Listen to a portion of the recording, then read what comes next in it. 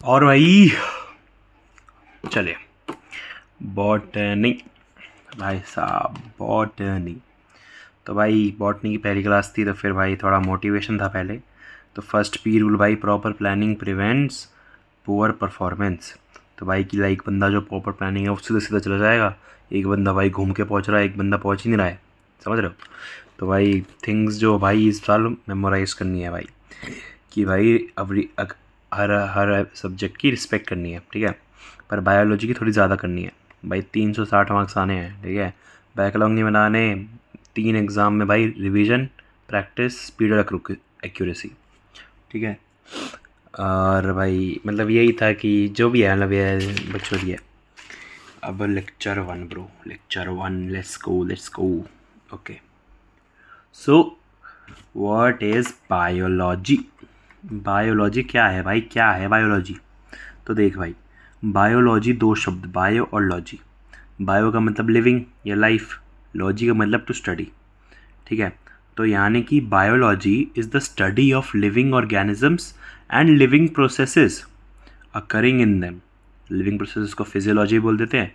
और living organisms जो है भाई बहुत ही डाइवर्स है, समझ रहा है, मतलब बहुत ही डाइवर्स है। 1.7 से 1.8 मिलियन, मिलियन है भाई वो।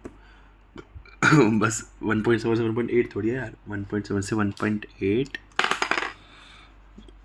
मिलियन स्पीशीज़ है भाई। मतलब 17 से 18 लाख आइडेंटिफाइड हो चुकी है स्पीशीज़, समझ रहा है। और भाई ये जो डेफिनेशन थी, biology is the study of organisms and living processes, ये एनसीईआरटी की है भाई, थोड़ा ध्यान देंगे। और भाई दूसरी डेफिनेशन है कि biology is study of the story of life on earth, ये भी एनसीईआरटी में है, ठीक है। तो इस पर थोड़ा ध्यान देंगे। अब जो फादर ऑफ बायोलॉजी है वो एरिस्टोटल बोला जाता है, ठीक है। एरिस्टोटल भाई हमारा बाप है भाई, हमारा नहीं भाई, बायोलॉजी का, ठीक है। तो भाई whenever we learn anything we try to learn in small chunks. Similarly, if we have to read the physiological and behavioral aspects of an organism, we go to molecular level. This style of reading biology is called reductionist approach या reductionist biology. इस भाई इसका आया था NEET 2025 में भाई। तो फिर भाई इसे बोलते हैं रिडक्शनिस्ट अप्रोच या रिडक्शनिस्ट बायोलॉजी। भाई तो जो रिडक्शनिस्ट अप्रोच है ये फिजियोकेमिकल अप्रोच है भाई, मतलब इसमें फिजिकल प्रॉपर्टीज़ भी स्टडीज़ हैं और केमिकल प्रॉपर्टीज़ भी स्टडीड है। और भाई ये एक तो बायोलॉजी है यार। ब्रांचेस ऑफ बायोलॉजी, बॉटनी और जोलॉजी। भाई botany study of plants, zoology study of animals. अब भाई जो जोलॉजी का भी फादर भाई एरिस्टोटल ही है, इसका सब आप बन के बैठा ही है। Father of biology, father of zoology, father of modern embryology, god damn bro. और भाई एक है थियोफ्रास्टस, ये है फादर ऑफ बॉटनी का, समझ रहे। अब भाई व्हाट इज सेल, सेल क्या है भाई। Cell is the structural and functional unit of life, ठीक है। स्ट्रक्चरल मतलब कि भाई makes the structures of organisms. Functional यानी कि भाई मतलब all the metabolic activities functions takes place in cell only. Unit मतलब कि भाई it repeats itself to make a larger structure, की मतलब जैसे भाई ईंट पे ईंट रख के घर बनता है तो सेल पे सेल जुड़ जुड़ के इंसान बनता है भाई। ट्रिलियंस ऑफ सेल्स होते हैं इंसानों में भाई, 200 से ज़्यादा डिफरेंट टाइप्स ऑफ सेल्स होते हैं ह्यूमंस में, ठीक है। और लाइफ, अब लाइफ क्या है भाई। लाइफ मतलब anything less than a complete cell is not living, समझ रहे हो भाई। कि मतलब एक सेल भाई यूनिसेलुलर एक सेल हो गया भाई, मतलब अगर एक कंप्लीट सेल नहीं है तो वो नॉन लिविंग है भाई, वो लिविंग हो ही नहीं सकता। मतलब सेल ही है भाई, सेल है तो जीवन है, जल है तो जीवन नहीं, नहीं सेल है तो जीवन है। नोट मतलब भाई cellular organisation is defining feature of all living organisms. मतलब भाई सेल है तभी लिविंग है, अगर सेल नहीं है तो लिविंग नहीं है, ये एनसीईआरटी की लाइन है, थोड़ा ध्यान देंगे। अब भाई note, with the advancement in electron microscopy 1950s the minute details of cells were seen, ठीक है। भाई इलेक्ट्रॉन माइक्रोस्कोपी 1950s में इंट्रोड्यूस हुई थी और इससे माइन्यूट डिटेल्स मतलब राइबोसोम या सेल मेम्ब्रेन सब कुछ हमने देखने में मदद मिली थी। Electron microscope, electron beam use हो जाती है, इसकी वेवलेंथ कम होती है, रेजोल्यूशन हाई होती है। और भाई ये लिविंग स्पेसिमेंट्स पे यूज़ नहीं हो सकती क्योंकि भाई स्पेसिमेन को तबाह कर देती है बहन भाई।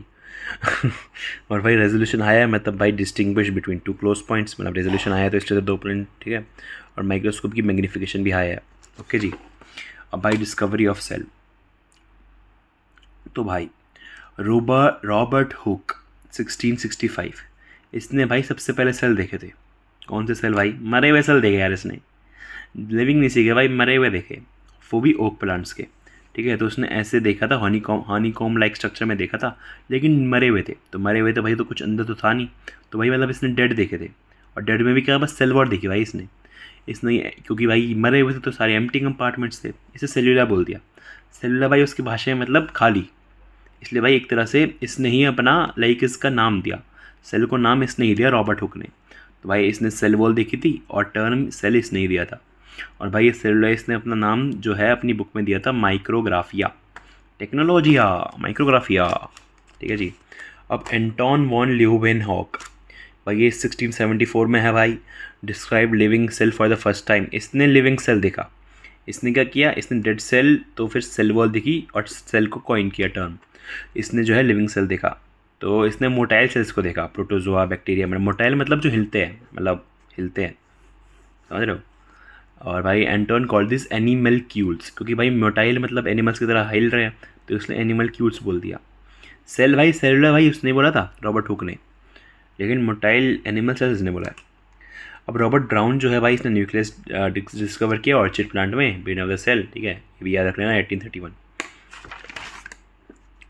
अब भाई 2 types of organisms bro, unicellular organisms और multicellular organisms based on number of cells, है ना। तो भाई यूनिसेलुलर मतलब एक सेल है, मल्टीसेलुलर मतलब एक से ज़्यादा सेल है। भाई इसके एग्जांपल्स देख लो भाई, bacteria, blue green algae, protista unicellular होती है, यूकेरियोटिक होती है, यीस्ट, क्लाइमेडोमोनास, ठीक है।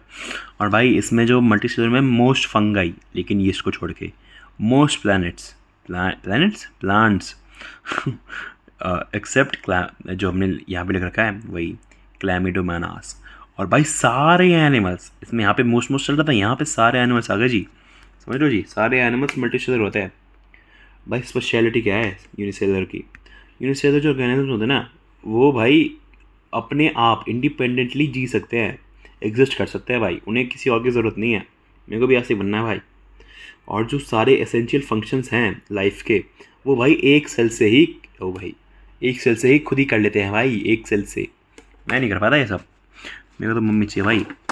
अब सेल थ्योरी जो है भाई, श्लाइडन और शोन, ठीक है, ये 2 नाम याद रखो, जर्मन बॉटनिस्ट और 1838, और ये भी जर्मन जोलॉजिस्ट 1839। तो इसने क्या था भाई, इसने बोला था कि डिफरेंट प्लांट्स, इसने डिफरेंट प्लांट्स को ऑब्जर्व किया और बोला कि different plants different type of cell से बनता है, और भाई जो डिफरेंट टाइप ऑफ टिश्यूज़ बनाते हैं। इसने तो वह घटिया सी बात बोली, ठीक है, ये सब तो सबको पता है। अब ये जो है शोन, इसने क्या बोला, इसने बोला कि भाई एनिमल सेल्स, और इसने भाई एनिमल सेल्स को देखा और देखा कि भाई एक थिन लेयर एनिमल सेल्स में दिख रही है, और जिसे भाई अब सेल मेम्ब्रेन या प्लाज्मा मेम्ब्रेन बोलते हैं। तो इसने एक तरह से सेल मेम्ब्रेन को ढूंढा, है ना।